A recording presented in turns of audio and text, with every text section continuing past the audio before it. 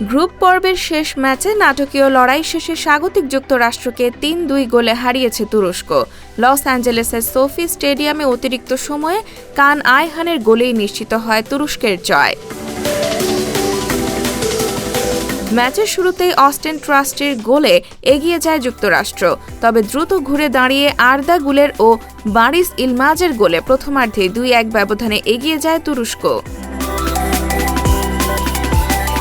দ্বিতীয়ার্ধে সেবাস্তিয়ান বেয়ারহল্টারের গোলে সমতায় ফেরে যুক্তরাষ্ট্র। পরে মাঠে নামেন দলের অধিনায়ক ক্রিস্টিয়ান পুলিসিচ।